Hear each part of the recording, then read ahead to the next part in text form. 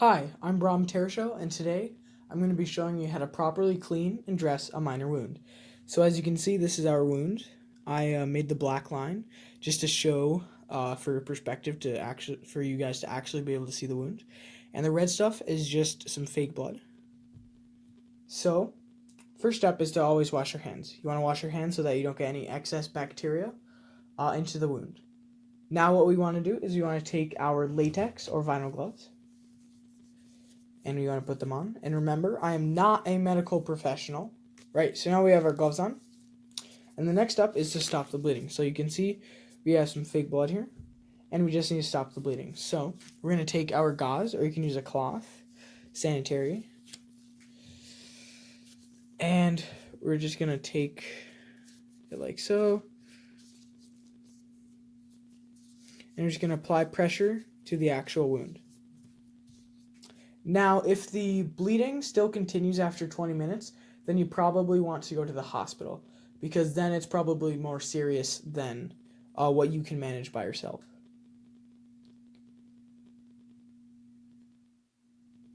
Right, so after the bleeding has stopped, we want to just take it off. And we simply just, we want to have a paper bag here as our garbage, and just put it in there. So now we want to remove any foreign materials, such as dirt or grass, on the actual wound. So we want to take our tweezers, and first we need to sanitize them. So we're going to move our hand over here. And I like to use isopropyl rubbing alcohol. It's good for sanitation and bacteria. So we just need to very lightly pour some out of here. That's good. Now that we've gotten it coated in there, we just need to take our paper towel, just simply dry them because we don't want any solution in our wound just yet.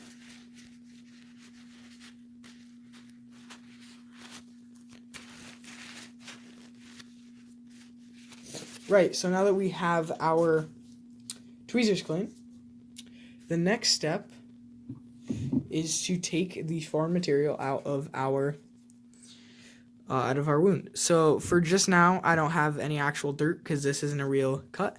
So we're just gonna pretend like we're taking bits of dirt and grass, and we're just putting it in our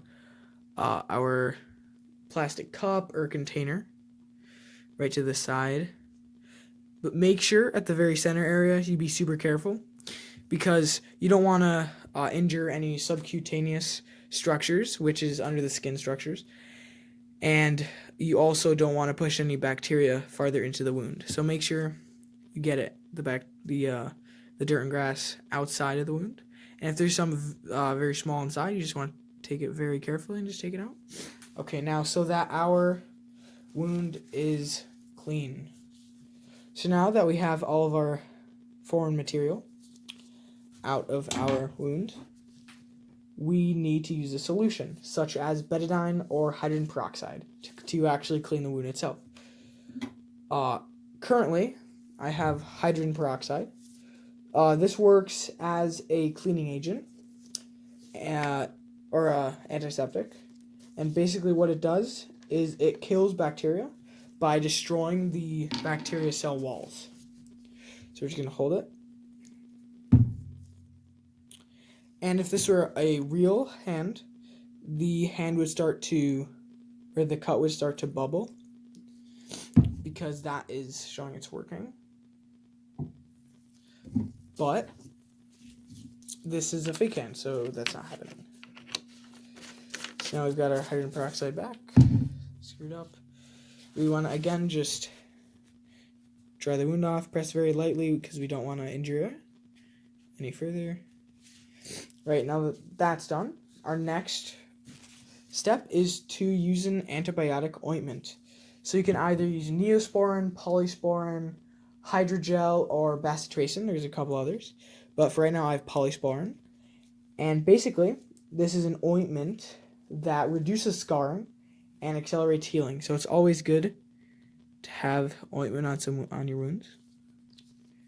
So now we've got these two marks right here. That's a good amount. You can simply take a clean paper towel or some more gauze to just dab that in a little bit more.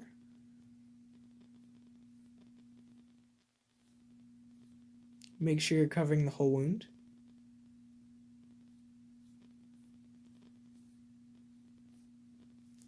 Right, so now just throw that in your garbage, and since we've used the ointment now, it's ready to be covered with a dressing or gauze. But for a really good dressing is a Band-Aid. Band-Aids come in a bunch of different sizes and different types. Right now, this is a Hydroseal Band-Aid that I have with me.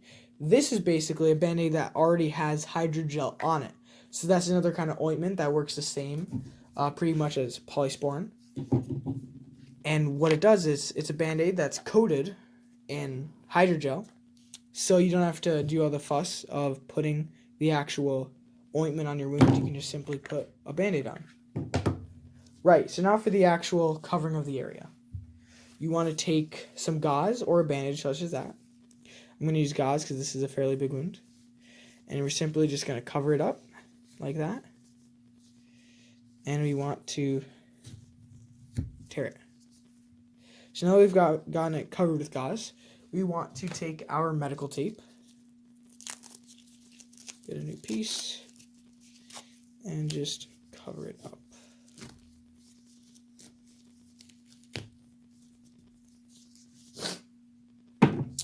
Right, now that we have the actual arm covered, or the wound covered, we are finished. And remember, the dressing or the gauze is used to prevent infection, and it's used to keep dirt out of the actual wound.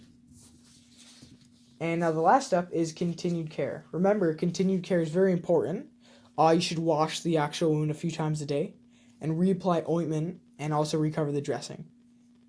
Because it's very important to keep your wound healthy or clean and moist, so that it can heal properly. And remember to change the dressing immediately if it becomes dirty or wet. All right, that's all. Thank you.